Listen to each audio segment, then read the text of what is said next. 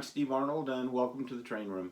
I'm going to give you a little tour today of my railroad and my layout of what I've been doing over the last year and kind of explains a few things. And so if you like what you see, I encourage you to subscribe and push a little bell icon so you'll be notified of future videos.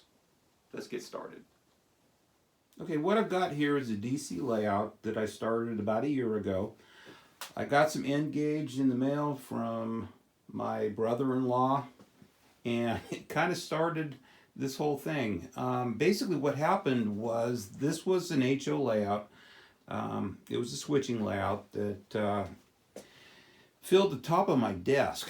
So when I got the end scale, I ripped out the HO and put this in. This has been an evolution for the last year. Track work is, it's okay, but you know, it's kind of been piecemealed. So what I did was got some track from a good buddy and switches as well. And I've kind of bartered and traded a little bit for stuff, and this is what I've got. So it's a 2-cab control. It's old school DC. All the wiring is, you know, kind of temporary, was supposed to be anyway. But it's a 2-cab. You know, it's loosely Santa Fe or whatever. It's a double scale, or double main line. I've got, you know, 4 crossovers. But the problem was everything is laid on plywood on top of my desk. Starting right here, I've got an extension that I can actually get underneath the bench work. So it's led to a problem of wiring. All my wiring is on top of the layout, and I have to be able to access it. Unfortunately, when I put this yard in, all the wiring is underneath the yard. It runs out underneath the bottom.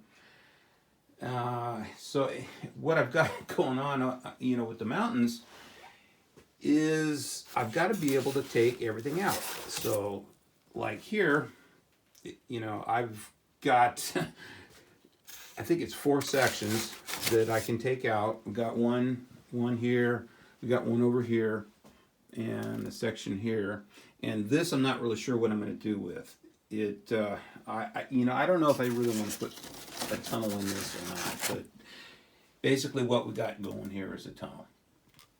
So this is what I got going, and unfortunately when I did this, the grades were acceptable on this side. I've done the rise to run ratio, and this was running about 2.75. This one, however, that runs up the hill here was running about 4% and was really hard to get anything going. So what I've done is I jacked everything up. This is all loose. Everything is loose. The rise started here, basically over here, and ran to the top here. And that was a 4%. It was just really steep for some of the little switchers and smaller trains. So what I did is I loosened up the foam, and I do white foam. This is a budget railroad, and white foam is, you know, it's messy, but it's easy to work with. So what I did was basically lifted it off the plywood, and I've got to fasten this. So this is probably going to be the first project. I've got several to do. That being the first, I've got to fasten that down. And that's basically what I got going. So if you like what you see, you know, let's go ahead and subscribe, and I'm going to try to post some layout updates as I can. Been really busy, but anyway, that's what it is, and I really thank you for looking, and I look forward to talking to you. Leave some comments and let me know what you think. Thanks. Okay, there you go. That's my first video. I've still got a lot of projects to do. I've still got mountains to figure out what I'm going to do. I've got to be able to lift them out and blend the scenery in.